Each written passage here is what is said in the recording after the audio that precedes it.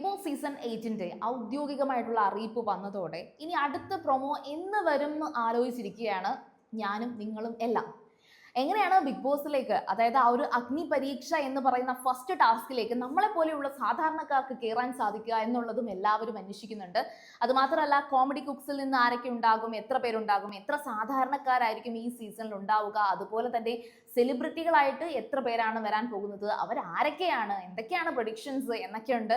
ഒപ്പം വിനു ഇത്തവണ ആരുടെ PR ആണ് പിടിക്കുക എന്നുള്ള ചോദ്യങ്ങൾ വരെ നമുക്ക് ബിഗ് ബോസിനെ കുറിച്ച്, ബിഗ് ബോസ് സീസൺ 8 കുറിച്ച് ഉണ്ട്. പക്ഷേ ഈ PR-ന്റെ കാര്യത്തിൽ ഒരു ട്വിസ്റ്റും ഉണ്ട്.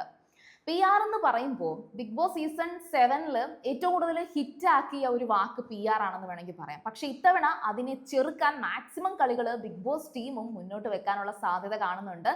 ആ ഒരു സൂചന ബിഗ് ബോസ് സീസൺ 8 പ്രൊമോയിൽ തന്നെയുണ്ട്. അപ്പോൾ അതെന്താണെന്ന് ഒരുപക്ഷെ നിങ്ങൾക്ക് തന്നെ മനസ്സിലായി കാണുമായിരിക്കും. ആ ഒരു പ്രൊമോ എല്ലാവരും കണ്ടിട്ടുണ്ട്. ആ പ്രൊമോയുടെ ആ ലോഗോയിൽ തന്നെ അതിനൊരു നോട്ടിഫിക്കേഷൻ നിങ്ങളിത് കാണൂ എന്ന് കാണിച്ചിട്ടുണ്ട്. അപ്പോൾ എന്താണ് അതിൻ്റെ ബാക്കി ഡീറ്റെയിൽസ് എന്നൊക്കെ ഉള്ളത് നോക്കാം. അപ്പോൾ കഴിഞ്ഞ സീസണിലാണ് സാധാരണക്കാർ ഇത്രത്തോളം ഇൻഫ്ലുവൻസ് ചെയ്യാൻ സാധിക്കും എന്നുള്ളത് മനസ്സിലായത്. അതിൻ്റെ ഒരു ബെസ്റ്റ് എക്സാമ്പിൾ എന്ന് പറയുന്നത് അനീഷ് തന്നെയായിരുന്നു. ഇച്ചിരി ഒരു വോട്ടിൻ്റെ ഒരു വ്യത്യാസത്തിലാണ് അനീഷിന് ഫസ്റ്റിൽ നിന്ന് സെക്കൻഡിലേക്ക് ആകേണ്ടി വന്നത്. സോ അതുകൊണ്ട് തന്നെ ഒരു സാധാരണക്കാരന് വളരെ ഈസി ആയിട്ട് തന്നെ അതിൽ പിടിച്ചു നിൽക്കാൻ സാധിക്കും. അല്ലെങ്കിൽ ജനങ്ങൾ വളരെ എന്താ പറയുക, ഫുൾ സപ്പോർട്ട് കൊടുത്ത് സെലിബ്രിറ്റികൾ എത്ര വന്നാലും അവരെക്കാൾ കൂടുതൽ സപ്പോർട്ട് ഈ പറയുന്ന സാധാരണക്കാരനും കിട്ടും എന്ന് ഒരു പ്രൂവ് ചെയ്ത് കൊടുത്തത്, ബിഗ് ബോസിന് പ്രൂവ് ചെയ്ത് കൊടുത്തത് കഴിഞ്ഞ സീസണിലാണ്. അപ്പോൾ ഓഡിഷനിലൂടെ തിരഞ്ഞെടുക്കുന്ന 6ഓളം സാധാരണക്കാർ ഇത്തവണ മത്സരത്തിനുണ്ടാകും എന്നുള്ളൊരു സൂചനയുണ്ട്. തീർത്തും ജനാധിപത്യമായിരിക്കും ഇത്തവണത്തെ മത്സരം എന്നുള്ളൊരു സൂചനയും നല്ല സ്ട്രോങ് ആയിട്ട് ബിഗ് ബോസിന്റെ ആ ഒരു സീസൺ 8 ലോഗോ പറയുന്നുണ്ട്. അവിടെയാണ് ഞാൻ നേരത്തെ പറഞ്ഞ ആ ഒരു ട്വിസ്റ്റിന്റെ കാര്യം. അതായത് ജനാധിപത്യം നമ്മൾ ആ ഒരു സീസൺ 8 ലോഗോയ്ക്കകത്ത് ഉണ്ടായിരുന്നു അത്.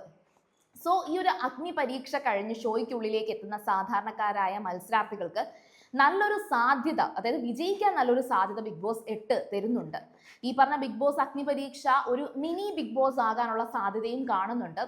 പക്ഷെ ഇങ്ങനെ വരുമ്പോൾ നമ്മൾ ഈ കാഴ്ചക്കാർക്ക് സാധാരണക്കാരെ നേരത്തെ പരിചയമാവുമല്ലോ, അതായത് നമുക്ക് മനസ്സിലാവുമല്ലോ ഇവർക്ക് ഇങ്ങനെയൊക്കെ ഗെയിം കളിക്കും എന്ന്. അപ്പോൾ നമുക്ക് അവർക്ക് കൂടുതൽ സപ്പോർട്ട് കൊടുക്കാനൊക്കെ സാധിക്കത്തില്ലേ? അതുപോലെ തന്നെ ബിഗ് ബോസിലെ സെലിബ്രിറ്റികൾക്കും ഈ പറയുന്ന സാധാരണക്കാരെ മുൻകൂട്ടി മനസ്സിലാക്കാൻ സാധിക്കത്തില്ലേ?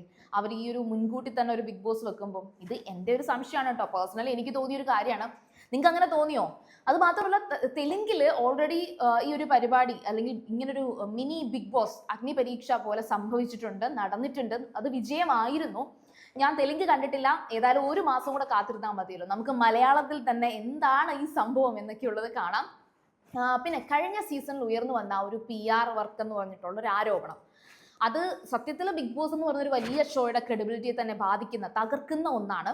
അതുകൊണ്ട് തന്നെ ഇത്തവണ ബിഗ് ബോസ് ടീം ആ ഒരു എക്സ്ട്രാ കെയർ ഒക്കെ കൊടുത്ത് തന്നെ ഈ ഒരു കാര്യത്തിൽ എന്തെങ്കിലും ഒരു കാര്യം ചെയ്യുമെന്ന് ഉറപ്പുണ്ട്. അതുകൊണ്ടായിരിക്കാം ഈ ജനാധിപത്യം എന്നൊക്കെ പറയുന്നത്. പിന്നെ ഗെയിമിനേക്കാൾ നമുക്ക് കൂടുതൽ ആ ഒരു തല്ല് പിടിക്കുന്നതിനകത്തൊക്കെ ഫോക്കസ് ചെയ്യാനാണ് ഇഷ്ടം. അപ്പോൾ മത്സരാർത്ഥികൾ പരസ്പരം ബിഗ് ബോസിന് അകത്ത് നിന്ന് തല്ല് പിടിച്ചാലും പുറത്ത് ഈ ഒരു PR-ന്റെ വർക്കാണെങ്കിലും സത്യത്തിൽ ബിഗ് ബോസിന് അത് നേട്ടമാണ് കേട്ടോ. റേറ്റിംഗ് ഒക്കെ കൂടുന്നുണ്ട്. കഴിഞ്ഞ സീസൺ നമുക്കത് മനസ്സിലായ ഒരു കാര്യമാണ്. പുറത്തും അകത്തും ഒക്കെ ഈ ഒരു സംസാരമായിരുന്നു. ഈവൻ അഡ്വർടൈസിങ് ഏജൻസീസ് ഒക്കെ ഉണ്ടല്ലോ, ഇവർ ഈ കോപ്പികളൊക്കെ എഴുതും, അതായത് കോപ്പി റൈറ്റിംഗ്. നിങ്ങൾ ഈ ബിൽബോർഡ്സ് ഒക്കെ കണ്ടിട്ടില്ലേ? അതിനകത്ത് വരെ ഈ PR-നെ വെച്ചുകൊണ്ട് കുറേ തമാശകളൊക്കെ ഉണ്ടായിരുന്നു. സോ അതുകൊണ്ടാണ് ഞാൻ പറഞ്ഞത്, ഇത് എന്താണെങ്കിലും ശരി ഒരു ഫെയിമും ഒരു റീച്ചും ഒക്കെ ഉണ്ടാക്കുന്ന പരിപാടിയാണ്.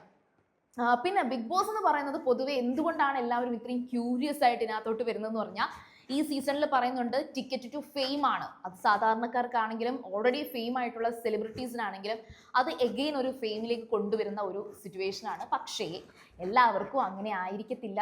ഏറ്റവും കൂടുതലും ബിഗ് ബോസിൽ വന്നിട്ടുള്ളവരുടെ ലൈഫ്, അവരുടെ പേഴ്സണൽ ലൈഫും എല്ലാം എടുത്തിട്ട് ട്രോൾ ചെയ്യുന്ന ഒരു മീമാക്കുന്ന ഒരു അവസ്ഥയിലേക്ക് വന്നിട്ടുണ്ട്. പക്ഷേ കുറച്ചധികം പേരൊക്കെ രക്ഷപ്പെട്ടിട്ടുമുണ്ട്.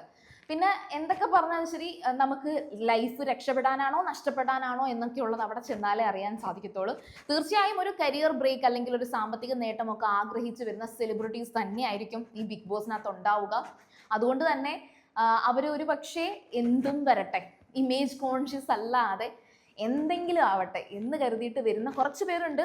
ഇങ്ങനൊന്നും അല്ലാത്തവരും ഉണ്ട് കേട്ടോ. നമുക്കറിയാം കഴിഞ്ഞ സീസണിൽ ഷാനവാസിക്കൊക്കെ എന്തുവാ ചെയ്തത്, ഭയങ്കര ഇമേജ് കോൺഷ്യസ് ആയി പേടിച്ചൊക്കെയാണ് ഓരോ കാര്യങ്ങൾ പറയുന്നത്. അവിടെ എങ്ങാനും തല്ല് പിടിക്കുകയാണെങ്കിൽ ആ തല്ല് പിടിക്കുന്നത് മോശമായിട്ടൊരു കാര്യമാണെന്നെങ്ങാനും തോന്നിക്കഴിഞ്ഞാൽ പുള്ളിക്കാരൻ ആ പരിസരത്തോട്ട് പോലും പോകത്തില്ലായിരുന്നു. അപ്പം പിന്നെ ബിഗ് ബോസ് നമ്മളിനി എന്തൊക്കെ ഇങ്ങനെ സജഷൻസ് ഒക്കെ പറഞ്ഞാലും അതൊരു വലിയൊരു ക്യൂരിയസ് ആയിട്ടുള്ള ഒരു ക്യൂരിയോസിറ്റി ഉള്ള ഒരു വീടാണ്.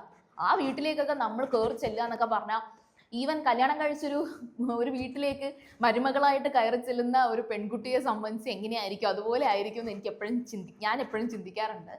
അപ്പോൾ ഏതായാലും ശരി, സാധാരണക്കാർ കുറേ അധികം വരുമ്പോഴത്തേക്കും വളരെ സാധാരണമായിട്ടുള്ള ഒരു ജീവിതം കൂടി നമ്മുടെ ബിഗ് ബോസിലൂടെ നമുക്ക് കുറച്ചുകൂടെ ഇൻഫ്ലുവൻസ് ചെയ്യാൻ സാധിക്കും. അല്ലെങ്കിൽ കാണുമ്പം ഓ ഇങ്ങനെയൊക്കെയാണല്ലേ സാധാരണക്കാർ, അല്ലെങ്കിൽ നമ്മളുടെ മറ്റുള്ളവരൊക്കെ നമ്മളെപ്പോലെ തന്നെയാണ് ജീവിക്കുന്നത് എന്ന് മനസ്സിലാക്കാൻ സാധിക്കും. സോ അങ്ങനെ വരട്ടെ, നമുക്ക് എല്ലാവരെയും സ്വാഗതം ചെയ്യാം. ഏറ്റവും നന്നായി പ്രശ്നങ്ങളൊക്കെ ക്രിയേറ്റ് ചെയ്ത് വൈബായിട്ടൊക്കെ നിൽക്കുന്നവരെ നമുക്ക് സപ്പോർട്ടും ചെയ്യാം, നമുക്കതിനെക്കുറിച്ച് റിവ്യൂവും ചെയ്യാം. സോ നിങ്ങൾ ആദ്യമായിട്ടാണ് ബിഗ് ബോസ് ഗ്രാൻഡ്മ കാണുന്നതെങ്കിൽ ഉറപ്പായിട്ടും ബിഗ് ബോസ് സീസൺ 8ൻ്റെ പ്രഡിക്ഷൻസ്, അതും കുറച്ച് ജെനുവിൻ ആയിട്ടൊക്കെ പ്രഡിക്ഷൻസ് ഉണ്ടെങ്കിലേ നമ്മൾ അങ്ങനെ പ്രഡിക്ഷൻസ് ഒക്കെ ഇടാറുള്ളൂ. അപ്പോൾ പ്രഡിക്ഷൻസ് മാത്രമല്ല, ഫുൾ 24/7 നിങ്ങൾക്ക് റിവ്യൂ ആസ്വദിക്കണമെങ്കിൽ ഉറപ്പായിട്ടും നിങ്ങൾക്ക് ബിഗ് ബോസിൻ്റെ ഈ ഒരു ബിഗ് ബോസ് ഗ്രാൻഡ്മ നിങ്ങൾക്ക് സബ്സ്ക്രൈബ് ചെയ്ത് വെച്ചേക്കാവുന്നതാണ്. ഉറപ്പായിട്ടും നല്ല അടിപൊളിയായിട്ട് രാവിലെ തൊട്ട് വൈകിട്ട് വരെ നമ്മൾ ഫുൾ ടൈം ഓൺ ആയിരിക്കും. അപ്പോൾ നിങ്ങൾ ഇതുവരെ സബ്സ്ക്രൈബ് ചെയ്തിട്ടില്ലെങ്കിൽ ഉറപ്പായിട്ടും സബ്സ്ക്രൈബ് ചെയ്യുക. അപ്പോൾ ഞാൻ പോയി വരാം. ബൈ.